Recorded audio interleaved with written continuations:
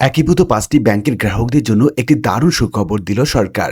আপনারা স্ক্রিনে দেখতে পাচ্ছেন প্রথম আলো পত্রিকার একটা সংবাদ প্রতিবেদন। প্রতিবেদনের শিরোনামে যেমনটি বলা হচ্ছে, একীভূত ৫ ব্যাংকের গ্রাহকরা ১ সেপ্টেম্বর থেকে চাহিদা মতো টাকা তুলতে পারবেন এবং হেয়ার কাট বাতিল নিয়ে দারুণ সুখবর দিয়েছেন মূলত সেই সঙ্গে সরকার।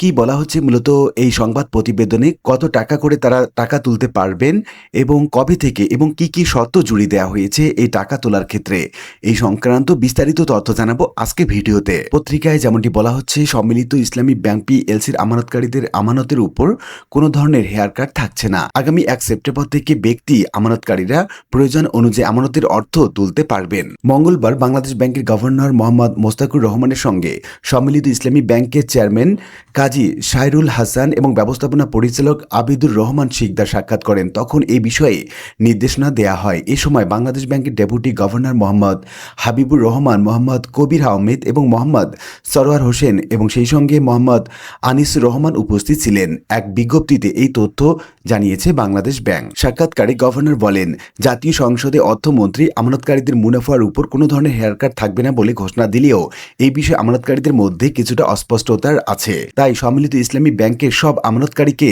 স্পষ্টভাবে জানাতে হবে আমানতকারীদের উপর কোনো ধরনের হেয়ারকাট থাকবে না। এদিকে গত বছরের ২৯ ডিসেম্বরের ঘোষণা অনুযায়ী স্কিম অনুযায়ী ইতিমধ্যে আমানতকারীদের অর্থ ফেরত দেয়া হচ্ছে। পাশাপাশি আগামী ১ সেপ্টেম্বর থেকে ব্যক্তি আমানতকারীরা আল ওয়াহিদা সহ চলতি হিসাব, মুদ্রা বা সঞ্চয় হিসাব এবং মুদ্রা বা মেয়াদি আমানতের মূল অর্থ প্রয়োজন অনুযায়ী তুলতে পারবেন। এজন্য প্রয়োজনীয় ব্যবস্থা নিতে সম্মিলিত ইসলামী ব্যাংককে নির্দেশনা দেওয়া হয়েছে বাংলাদেশ ব্যাংকের পক্ষ থেকে। চলতি বছরের ১৪ জানুয়ারি একীভূত ৫টি ব্যাংকের হেয়ার কাট এবং মুনাফা কর্তনের সিদ্ধান্ত নেয় বাংলাদেশ ব্যাংক। সেদিন ৫ ব্যাংকের প্রশাসককে চিঠি দিয়ে জানিয়ে বাংলাদেশ ব্যাংক জানায়, আমানতকারীরা ২০২৪-২৫ অর্থ বছরের জন্য তারা কোনো ধরনের মুনাফা পাবেন না। আন্তর্জাতিক রীতি মেনে আমানতকারীদের 2 বছরের মুনাফা হেয়ার কাট করার সিদ্ধান্ত নেয় বাংলাদেশ ব্যাংক। ফলে আমানতকারীদের আমানতের একটা অংশ কেটে রাখা কিংবা হেয়ার কাট কার্যকর করা হয়। বাংলাদেশ ব্যাংকের একটি বিজ্ঞপ্তিতে আরো বলা হয়েছে, প্রায় ৩৫,০০০ কোটি টাকা মূলধন নিয়ে গঠিত সম্মিলিত ইসলামী ব্যাংক পিএলসি দেশের সর্ববৃহৎ এবং একমাত্র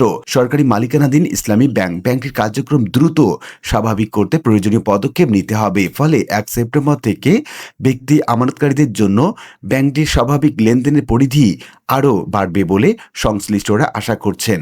বিভিন্ন দেশে এই রীতি থাকলে আমানতকারীরা শুরু থেকেই এই সিদ্ধান্তের প্রতিবাদ জানিয়ে আসছেন।